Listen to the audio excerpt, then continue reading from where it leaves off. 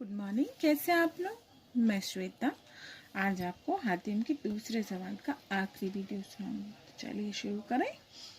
नौकर संदेश लेकर लौटा और बादशाह के दरबार में पहुंचा तथा सरदार का संदेश सुनाया। संदेश सुनकर बादशाह के हृदय में बड़ी बेचैनी हो गई और उसने मंत्री को आज्ञा दी कि सिपाहियों को चारों ओर भेजो और बंदी को जल्द से जल्द तलाश करो।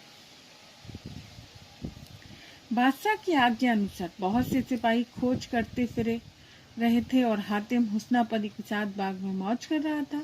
15 दिन बाद एक दिन अचानक सिपाही हुस्ना के बाग में पहुंचा और हातिम को वहां देखकर वह तत्काल दरबार में आया और बादशाह से कहा, जहांपना उस बंदी को मीना परिजात की बेटी हुस्ना ने अपने बाग में छिपा रखा है। यह सुनते ही बादशाह को बड़ा क्रोध आया और उसने सिपाहियों को हुक्म दिया कि जाओ मीना परिजात की बेटी और उसको बंदी बनाकर हमारे दरबार में ले आओ। यह सुनते ही कुछ सिपाहियों ने मीना परिजात के मकान को चारों ओर से घेर लिया और उसे गिरफ्तार कर लिया। उधर 20-25 सिपाही बाग में जाधम के हुस्ना को हातिम के साथ पकड़ लिया और दरबार की ओर चल दिए। इधर मीना को भी सिपाही दरबार में ले आए। जब मीना हुस्ना और हातिम को देखकर दरबार में बादशाह के सामने पेश किया गया तब बादशाह की आंखों में क्रोध के से लाल हो गई। वह मीना से मुखातिब होकर बोला, क्यों रे परिजात, यह गुस्ताखी तूने अपनी बेटी द्वारा करवाई? इस बंदी को बाग में छुपाया, तुझे सूली पर चढ़ाया जाएगा। यह सुनकर मीना थर थर कांपने लगी और शपथ खाकर कहने लगी, सरकार, इसमें मेरा कोई दोष नहीं है। यह काम तो इस लड़की ने किया है। इसने मेरे कुल को कलंक कर दिया। बादशाह से ऐसा कहकर अपनी बेटी की गाल पर 2 थप्पड़ मारकर बोली, अरे ओ कुल कलंकनी, तूने आज सब परिजातों की जहांपना की नजर में मुझे नीचा दिखा दिया। ऐसा देखकर बादशाह को विश्वास हुआ कि इसमें मीना का कोई अपराध नहीं, इसीलिए उसे छोड़ दिया। इतने में एक दर्द भरी आवाज सुनाई दी। यह आवाज सुनकर बादशाह एकाएक उदास हो गए। तब हातिम ने पूछा, यह कौन दर्द के मारे रो रहा है जिसकी आवाज को सुनकर आप पर उदासी छा गई? यह सुनकर बादशाह ने जवाब दिया, तुम पूछ कर क्या करोगे? यह आवाज मेरे लड़के की है जिसकी आंखों में साल भर से बड़ा भारी दर्द है। हातिम बोला, शहजादे की आंखों को मैं 5 मिनट में अच्छा कर सकता हूँ, तनिक भी दर्द नहीं होगा। बादशाह ने कहा, अरे मनुष्य, बड़े बड़े नामी वैद्य हार कर चले गए, तेरी क्या सामर्थ्य है? हातिम कहने लगा, सरकार, आप मुझे कुछ इनाम दें तो मैं 5 मिनट की बजाय 2 मिनट में सारे दर्द दूर कर दूंगा। यह सुनते ही बादशाह ने कहा, यदि तू मेरे बेटे की आंखों को अच्छी कर देगा तो तेरी जान बख्शी की जाएगी और मुंह मांगा इनाम मिलेगा। हातिम ने कहा, इस बात की प्रतिज्ञा कीजिए। तब बादशाह कहने लगे, मैं प्रतिज्ञा करता हूँ कि तुझे मुंह मांगा इनाम दूंगा। बादशाह हातिम को शहजादी के पास ले गए। तब हातिम ने अपनी पगड़ी से मोहरा निकालकर 3-4 बार पानी में घिसकर उसकी आंखों पर लगाया।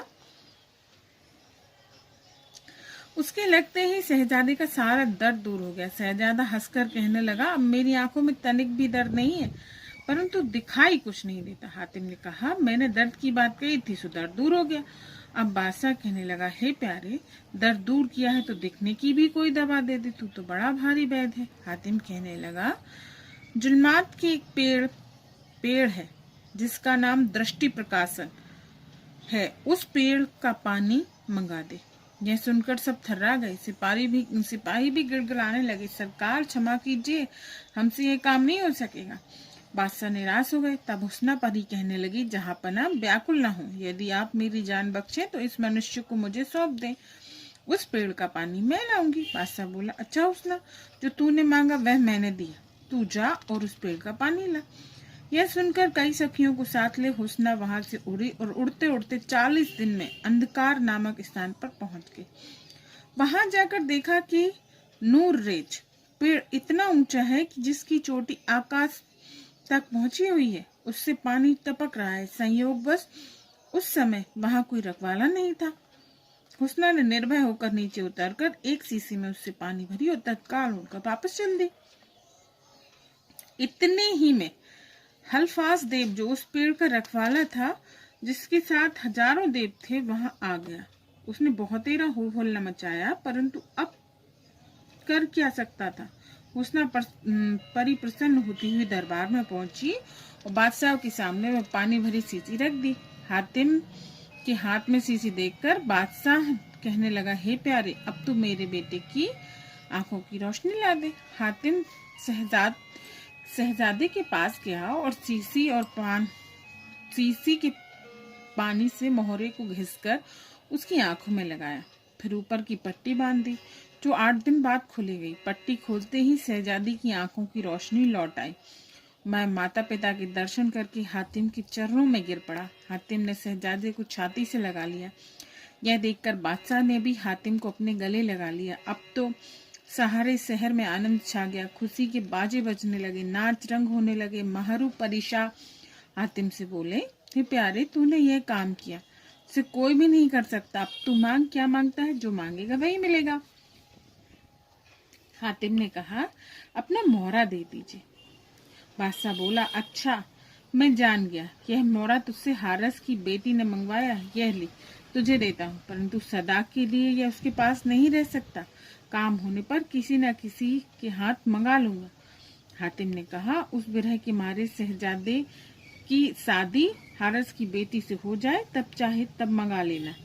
महरू परीशाह का मोहरा जैसे ही हातिम ने अपनी भुजा पर बांधा, वैसे ही उसे पृथ्वी में गड़ा पूरे संसार का धन दिखाई देने लगा। अब हातिम बादशाह से आज्ञा लेकर कुछ दिनों तक हुस्ना के पास रहा और उसके साथ विहार किया। फिर उसको समझा बुझाकर बादशाह के पास पहुंचा और बोला, जहांपना, अब मैं अपने वतन जाना चाहता हूँ। यह सुनकर महरू परीशाह ने हातिम को सीने से लगा लिया और खुशी खुशी विदा किया। तब देवों ने हातिम को जिंदा वापस आते देखा तो उनकी खुशी का ठिकाना न रहा। वह हातिम को लेकर अपने बादशाह के पास गए। देवों का बादशाह उसे सलामत देखकर बहुत खुश हुआ। वह बड़े प्रेम पूर्वक उससे मिला और उसके पुरुषार्थ की बढ़ाई करने लगा। कुछ दिनों बाद गुफा से विदा लेकर हातिम हारस की बेटी के द्वार पर पहुंचा। द्वारपाल ने हातिम को देखकर अपनी स्वामिनी को सूचना दी कि वह मनुष्य जो आपके सवाल का जवाब लेने गया था, द्वार पर आ खड़ा है। हारस की बेटी बोली, अच्छा, उसे मेरे पास ले आओ। इतना सुनकर द्वारपाल हातिम के पास पहुंचा और हातिम को हारस की बेटी के पास ले गया। हारस की बेटी हातिम को देखकर बोली, महरू परीशाह का मोहरा ले आए। हातिम ने मोहरा उसके हाथ में दे दिया। वह प्रसन्न होकर बोली, ऐ वीर मनुष्य, तुमने मेरे तीनों सवालों के जवाब दे दिए। अब बोलो, तुम्हारी क्या आज्ञा है? तुम जो कहोगे मैं वही करूंगी। हातिम बोला, मेरी इच्छा बदल नहीं सकती, जो पहले थी वही अब है। हातिम ने सराय में से सौदागर के बेटे को बुलाया और हारस को भी बुला लिया। फिर उस मृगनैनी का विवाह शहजादे से करा दिया। पति पत्नी बड़े ही आनंद से रह रहे थे कि 7-8 दिन बाद वह मोहरा चोरी चला गया। अब तो हारस की बेटी बड़ी दुखी हुई। हातिम ने हारस की बेटी को समझाया, क्यों रोती हो? तेरे पति को मैंने इतना धन दिया है कि कई पीढ़ियों तक नहीं निपटेगा। धीरज देकर हातिम वहां से विदा हुआ और अब उसे हुस्नबानों के सवाल के जवाब लाने की चिंता हुई। अब चलते चलते कुछ दिनों तक दुख भोगता हुआ वह एक नदी के किनारे जहाँ पहुंचा, वहां देखता है कि सामने एक महल खड़ा हुआ है जिसकी दीवार पर लिखा है, नेकी कर दरिया में डाल। हातिम उसे पढ़कर बड़ा प्रसन्न हुआ। इतने में ही उस मकान से कई दासे निकले जो हातिम को बड़े आदर पूर्वक वहां से ले गए। कुछ देर बाद वह उस महल के भीतर पहुंचा। अंदर पहुंचकर देखा कि एक बूढ़ा व्यक्ति सिंहासन पर विराजमान है।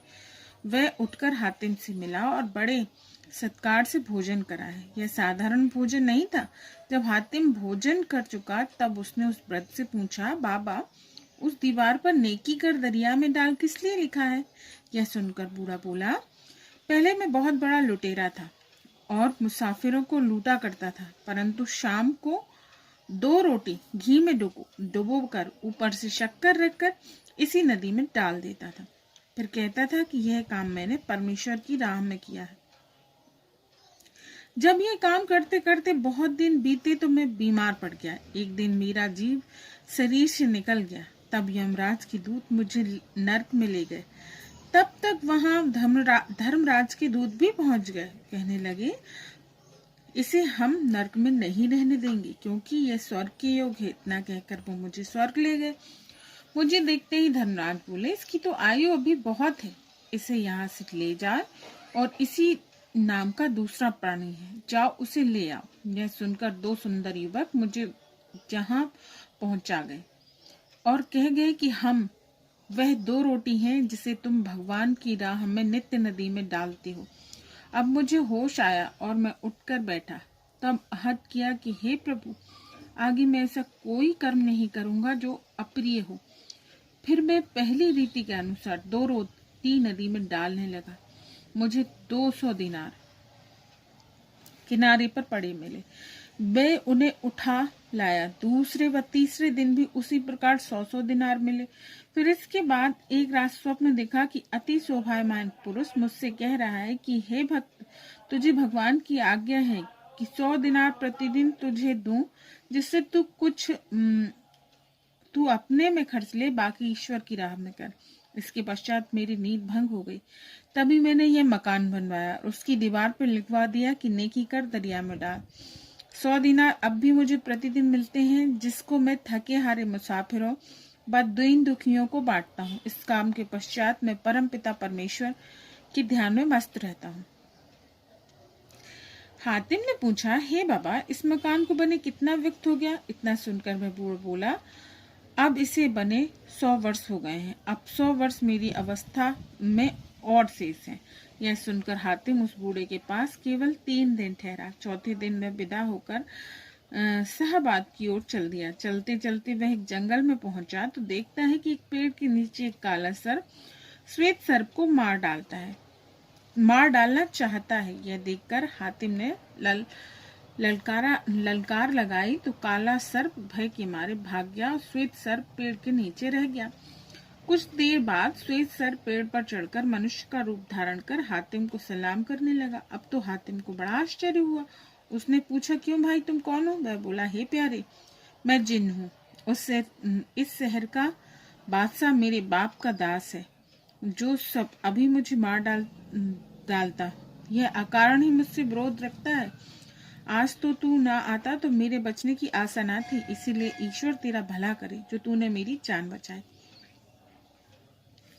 यह सुनकर हातिम ने कहा, अच्छा, अब तेरा मन संतुष्ट है, अब तू कहीं भी जा और मैं अपनी राह लेता हूँ। अब तब जिन्न ने प्रार्थना की कि हे मेरे निवास स्थान वहां से तनिक ही दूर है, उसे अपने चरणों की रत से पवित्र कर दो। हातिम उसकी प्रार्थना स्वीकार कर ली और अपने साथ उसके साथ उसके घर चला गया। बड़े सम्मान से रत्नों के सिंहासन पर बैठाकर उस जिन्न ने उसे भोजन कराया। फिर रात को नाच रंग दिखाया। प्रातःकाल हुआ तो हातिम ने खोजकर उसके शत्रु का वध कर दिया। फिर विदा मांगकर चल दिया। 2.5 साल व 15 दिन पश्चात हातिम शहरबाद सराय में मुनीर सामी के पास आया। उसे देखकर मुनीर सामी बड़े प्रेम से मिला। हातिम ने अपने आने का समाचार हुस्न बानो के पास भेजा तो हुस्न बानो ने अपने नौकरों को बुलाया और आज्ञा दी कि हातिम को बड़े आदर के साथ मेरे पास लाओ। इतना सुनकर नौकर तुरंत हातिम को बुला लाया। हुस्न बानो ने हातिम से पूछा, हे युवक, बता, मेरे सवाल का क्या जवाब लाया है? यह सुनकर हातिम ने उस वृद्ध मनुष्य की सारी कथा हुस्न बानो को सुना दी। यह सुनकर हुस्न बानो बड़ी प्रसन्न हुई और हातिम की बढ़ाई करने लगी। हे नौजवान, तेरे सिवा ऐसा कोई नहीं कर सकता जो इस सवाल का जवाब खोज लाता। हातिम मुझसे विदा लेकर सराय में पहुंचा तो हुस्न बानो ने कुछ समय पश्चात उसके खाने के लिए बड़े बड़े थालों में मेवे व मिष्ठान भिजवा दिए। तब हातिम ने मुनीर सामी के साथ आनंद पूर्वक भोजन किया। भोजन के बाद फिर उससे कहा, हे मित्र, धीरज धर, मैं तेरा विवाह हुस्न बानो के साथ कराकर ही मानूंगा, तुम फिक्र ना करो। फिर 3-4 दिन मुनीर सामी के पास रहकर हातिम हुस्न बानो के से जाकर बोला, हुस्न बानो, बताओ तुम्हारा तीसरा सवाल क्या है? तब सौदागर की बेटी बोली, कोई मनुष्य जंगल में खड़ा कह रहा है, किसी के साथ बुराई न कर, जैसा करेगा वैसा पाएगा, इस बात की खोज लगा कर लाना है। हातिम इस सवाल को सुन उसकी खोज में निकल गया। अब हातिम के तीसरे सवाल का जवाब हम अगली वीडियो में खोजेंगे। Okay, bye.